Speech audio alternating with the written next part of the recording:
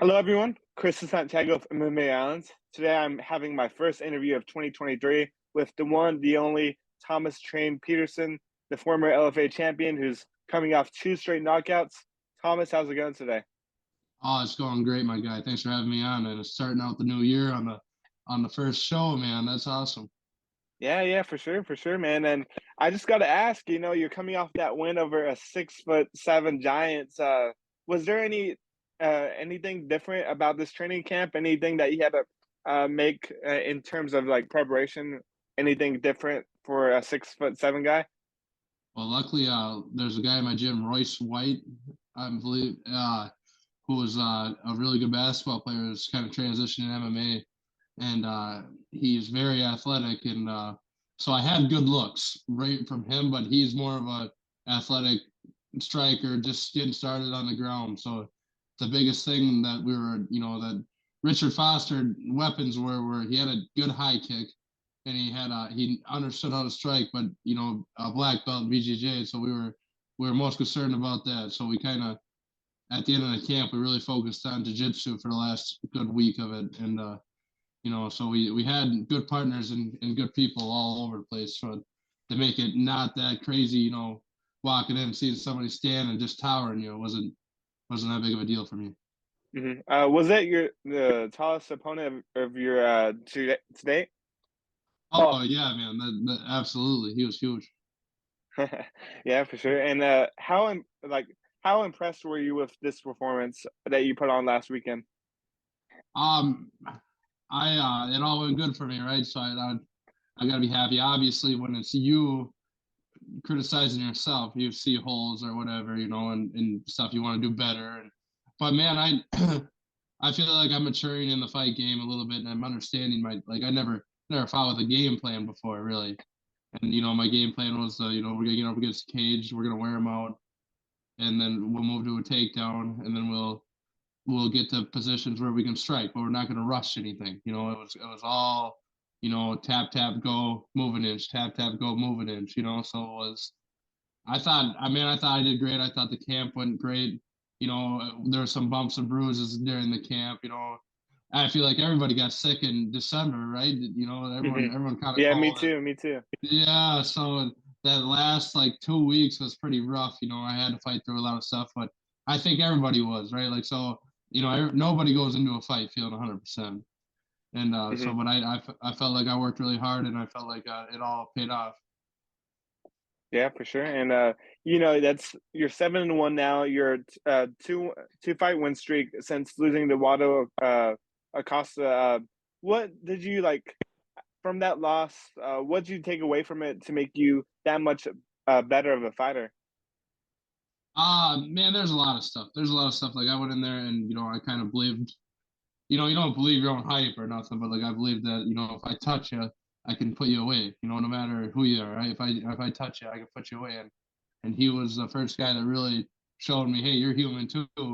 You're not. And I've been getting I understand it's a little lucky. Little knockouts are punches you don't see coming, and guys that are fighting a wrestler, quote unquote, always kind of would rather have their hands a little lower to help them defend a takedown than up. So I kind of been getting angles a little easier than others.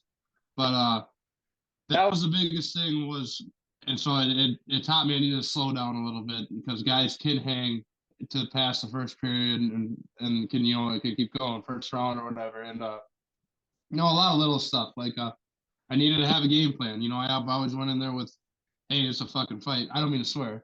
It's a fight. And that anything can happen, and you have to have that mindset too, that if things are going wrong, you can't just stick to your game plan 100%, but just a template. I just needed to have a template of, hey, this is what I want to work on. Like, if I could go back to that Waldo fight, I would held him against the cage a lot more, and then if I got on top, I would have chose positioning over opportunities. I thought I was going to put him away on top, and that guy is just tougher. Was a very, very tough guy, and he's doing very well right now. So it is what it is. Man.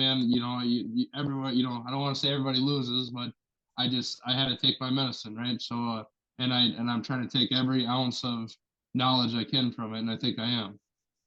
Hmm. So Does it it kind of was. does it make you feel better to see him get on Contender Series, get him, get to see him on the UFC and say, hey, you know what? At least, like, if I had to lose to anybody, at least it's that guy, right? Yeah, man, I'm not gonna lie, I'm jealous. Like, I think anybody would be, right? But it does make you feel better that I know I lost to a game opponent, a very good opponent, and there wasn't, and it was a war. Like I fought in his realm because I let emotion kind of get to me and let the hype, of getting to me, and so I fought in his world and I paid for it. What do you say? And then yeah, and he's fighting, and he looks good, man. He looks good on the UFC right now, and he looks quick and he looks dangerous, and I hope I see him again one day. But like I said, I don't have any like issue or bad will towards the man. Like I think he's a great guy, a great father.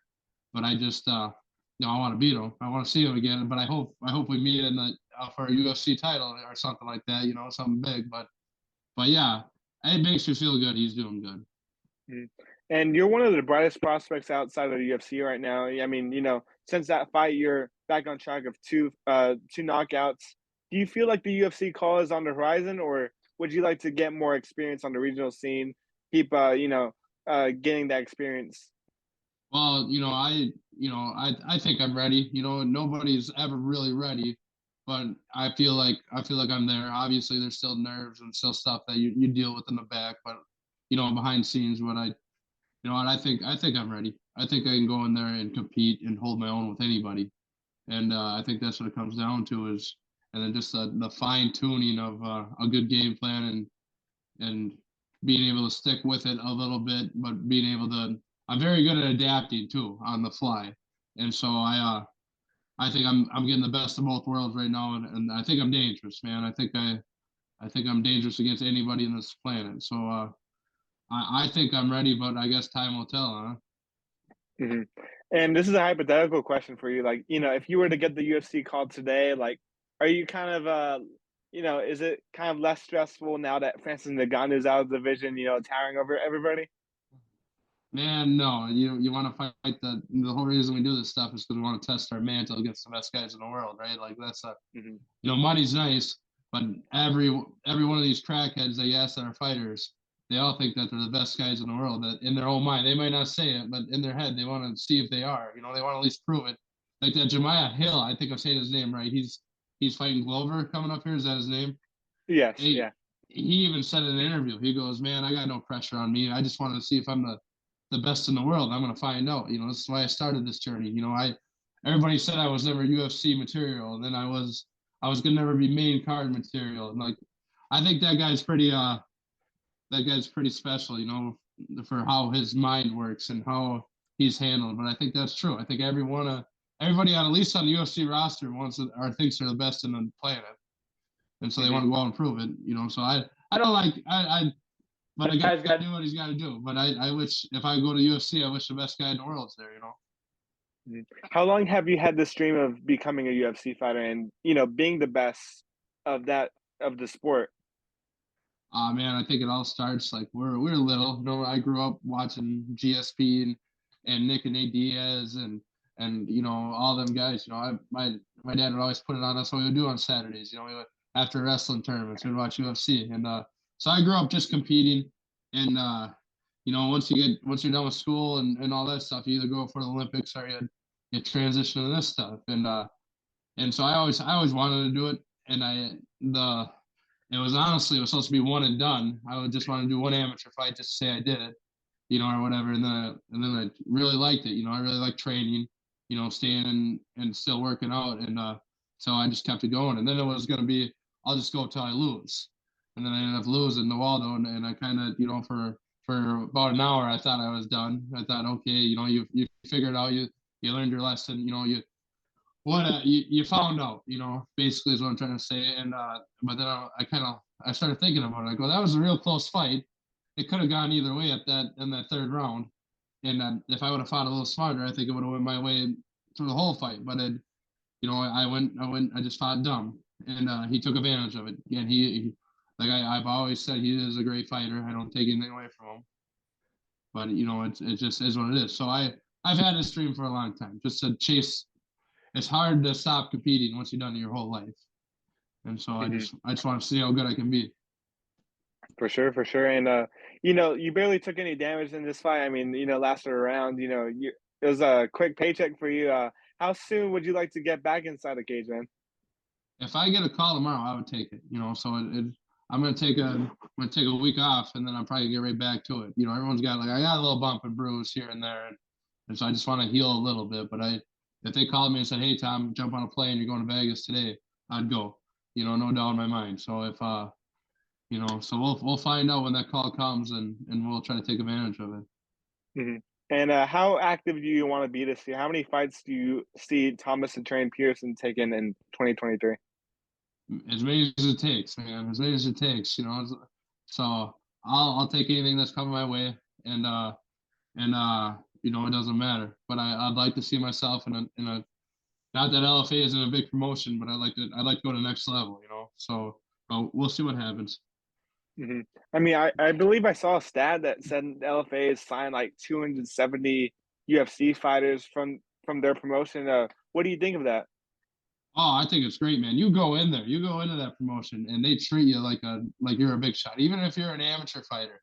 You know, everybody's super classy, and we're seeing like all these old UFC fighters and guys that are still in the UFC and guys that are very good and they treat you like you know they're all gentlemen and they treat you like you're the next big thing no matter who you are and they I don't know I see that they give you the big lights and they do wonderful shows and so I get it I see how LFA pushes a lot of guys through because they get you ready they get you and they're just a wonderful company.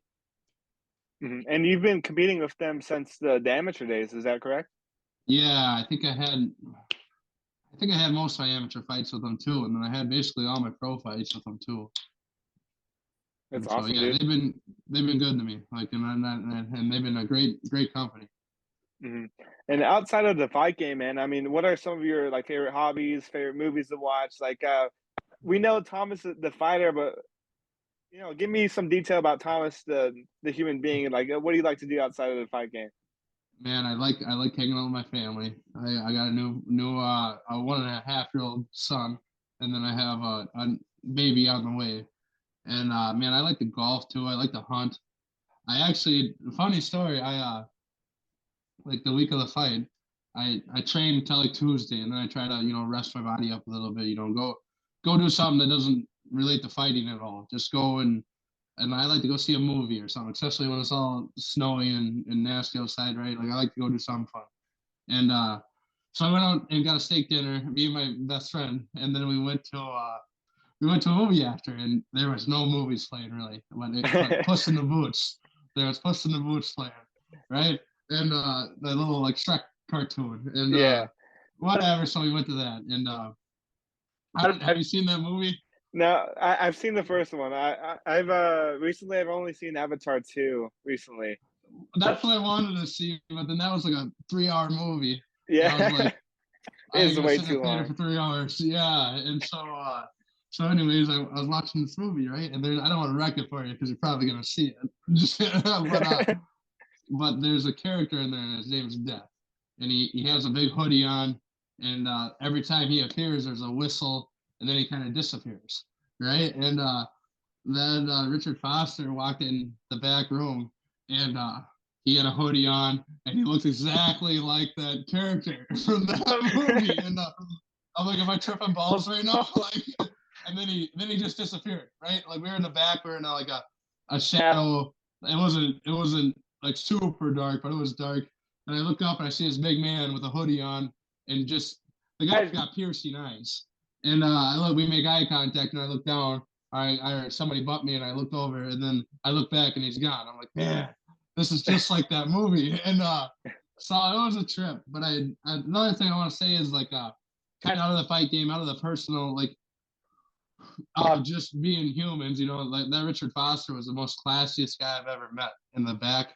He during weigh-ins after I'm kind of like looking at him funny, he comes over and starts talking to me, and he came over and he was the most one of the most gentleman guys I've ever met. And he was all excited to fight. He said like I've been training real hard You know, I'm ready. Just a guy who just genuinely loves to compete.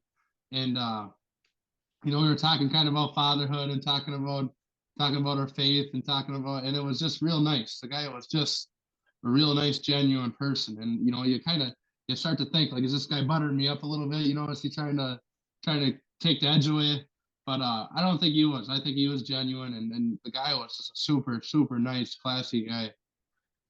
And so it was a Mhm, lot of fun to fight, you know, fight a guy like that where, you know, it's you're both doing it because you love it, you know. mhm. Does it make it even harder for you to fight somebody that you had that much respect for, or like, how do you go into a fight knowing like, ah, this is such a good guy, but I have to put my hands on him, you know? Well, I think like you know, coming from the wrestling world, right? You know, a lot of times doing, you know, in youth, I think we learned it, you know, because you'd be wrestling your buddies, you'd be staying in the same hotel room, and you'd be wrestling your friends, right? Growing up, and we got the, you know, I think the most respectable thing to do in that situation is, hey, we're friends outside the cage, but once we're in the cage, we're gladiators, man. I think both guys want that, you know, they don't want any, oh, take it easy on me. They want, you know, and then after the fight we can be friends again, you know. Then and that's I think where that's where respect in this game comes from, you know. It's respect for the challenge, you know. Definitely, man, definitely. And most important question of the interview: rate Puss in Boots 2 from 1 to 10. How good was it? Man, it was good. Like I like you know, cartoon movies like that, right? Like I like Dragon Ball Z, and like I liked it. I give it a 9.5, man. That was, and if anybody's going to see it that's watching this, it's a very good movie. I didn't wreck anything. It was funny. Me and another 28-year-old, my best friend, we're both laughing and having fun. We're both, you know, blue collar roughnecks, and we were enjoying it. So it was a good movie. Nice. You mentioned Dragon Ball Z there. I'm guessing you're a big anime fan, and like, what other animes do you like? I'm not the biggest anime fan. Like I just grew up watching it as a kid, Hmm. and they just dropped like a new season, like Dragon Ball Z Super or what I think that's what it's called. And you know, I don't mean to be a dork, right? Everyone's a dork, but like yeah, it was good. And so then I rewatched all the episodes in college and stuff, you know, when we're bored and cut later and doing some stupid shit, right? And I just like I think Dragon Ball Z is the only anime I ever really like gotten into because my wife doesn't like watching any of that, like, you know, so she's like, so I got to sneak away to watch it, you know, or like so. But yeah, have you watched Dragon Ball Super? Like as a kid, I was more of a Naruto kind of guy. You know, like Sure, sure. Naruto, Sword Art Online, One Punch Man is probably my favorite. Unfortunately, Dragon Ball Z, I never really got into it, but it's Oh, cool that you got into it, it's never too late. never too late. Hey, I'll add it to my watch list. Thanks for the Yeah, you should, recommendation. man. That I heard that Naruto or whatever has got a way better storyline than Dragon Ball Z is but Dragon Ball Z's got a little bit more better fighting scenes or something. But then the storyline in Dragon Ball Super is really good, man. I recommend it. Awesome, man. I do. And Puss in the Awesome, Boots man. too. That's Yes, sir. And like Dragon Ball Z, I guess you go Super Saiyan in all of your fights. Getting the first round knockouts. Quick paychecks like that. But hey, man, I think that's all the questions I had for you today. I just want to thank you again for the time, Thomas. Is there anything that you want to say to your fans out there watching? thank you for everybody that comes and supports. Thank you to my sponsors, man. You guys really helped me out. And just thanks to my wife for you know, being such a rock through this chaos, right? And yeah, man, that's about it. Thanks to my Awesome. coaches and partners too. You know,